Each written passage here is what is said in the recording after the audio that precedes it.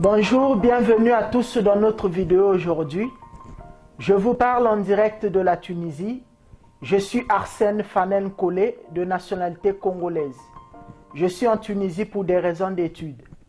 J'ai fini mes études en anesthésie et réanimation, donc je suis anesthésiste et réanimateur maintenant. Mais je poursuis néanmoins mes études en tant qu'élève ingénieur en ingénierie de formation et du développement des compétences. Je suis aussi le président fondateur de la Fondation Frère Arsène Monde des Entrepreneurs, en sigle Fondation FRAM, qui est une fondation internationale créée ici en Tunisie. On espère pouvoir aller partout dans le monde dans les prochains jours. Donc l'objet de la vidéo aujourd'hui, c'est de parler en commentaire des mesures ou de l'appel que les gouvernements ont lancé sur leurs compatriotes afin de pouvoir passer au rapatriement. Donc nous allons commenter cela, essayer de montrer le danger qui se présente derrière le rapatriement. Nous avons vu que la plupart des gouvernements par-ci, par-là dans le monde ont lancé l'appel au rapatriement pour leurs compatriotes qui sont à l'étranger. Donc ils vont les ramener chez eux. C'est un geste que nous saluons de la part des gouvernements ayant lancé cet appel. Mais néanmoins, nous venons rappeler que ce geste fait courir les États à un grand danger. Le danger ici, c'est la contamination. Parce que nous allons mettre tous les compatriotes au bord d'un avion pour les ramener au pays. Cet avion peut se transformer en une arme biologique. Comment ça va arriver ? Quand on va faire l'appel rapatriement, les gens vont courir vers les aéroports pour aller monter à bord d'un avion. Les passagers vont tendre leur passeport au contrôle auprès du personnel de l'aéroport, donc que ce soit les douaniers, les militaires, les policiers et autres. Donc, un policier qui va prendre le passeport de quelqu'un qui est contaminé, il va toucher puis rendre le passeport au concerné, il retient le microbe sur lui, il va toucher le passeport d'un autre passager, il va transmettre le microbe à ce passager-là. Même s'il porte les gants, quand il va prendre le passeport de quelqu'un qui est contaminé avec ses gants, le virus va rester sur ses gants. Quand il touche le passeport d'un autre passager, il va transmettre, avec les gants, il peut transmettre le virus. Donc, même si le passager également portait les gants, il va prendre, il va garder sur lui. Mais quand il va enlever ses gants, il va toucher son passeport. Il sera également contaminé. Quand il va rentrer à bord de l'avion, quand il sera à bord, il va toucher le siège avant de passer à son siège. Ils vont échanger des trucs avec les hôtesses. Donc tout ça, nous voyons le risque de contamination, comment c'est très grand.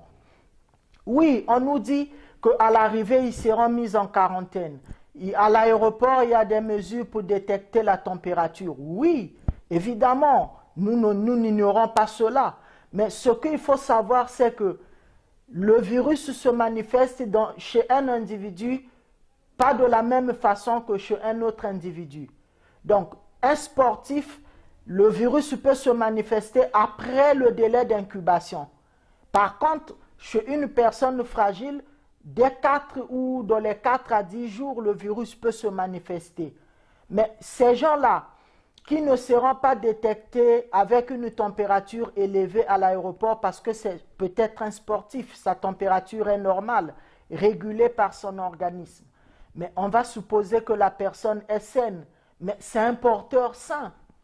Donc, aussi, pour que la température infrarouge à l'aéroport soit bien détectée par les appareils, il faudrait que la personne s'arrête devant les caméras au moins 1 minute. Si la personne passe sans s'arrêter, les valeurs ne sont pas exactes. Aussi, quand on va mettre les gens à la quarantaine, supposons qu'aujourd'hui on a mis des gens en quarantaine, d'autres arrivent après 5-10 jours. Donc, quelqu'un qui est contaminé dans la deuxième vague peut contaminer quelqu'un qui était déjà là dans son 10e jour de quarantaine et il peut sortir contaminé. Nous voyons le risque qu'on fait courir le pays qui va recevoir les compatriotes rapatriés juste parce qu'au lieu d'emmener nos compatriotes, nous avons ramené une arme biologique. Donc, essayons de prendre ceci au sérieux parce que c'est vraiment nécessaire de voir cela.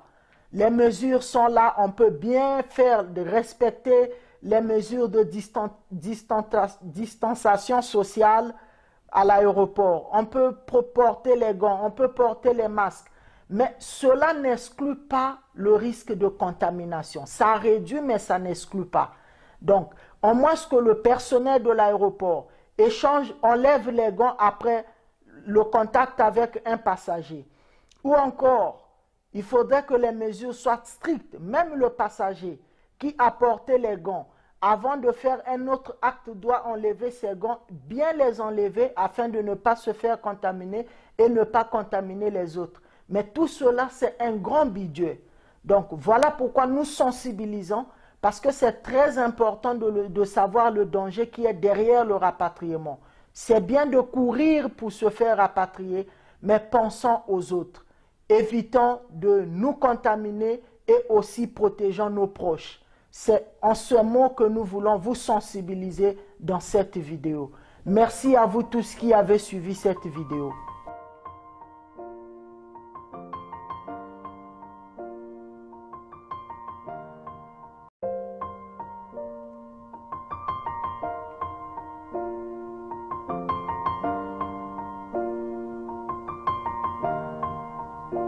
It's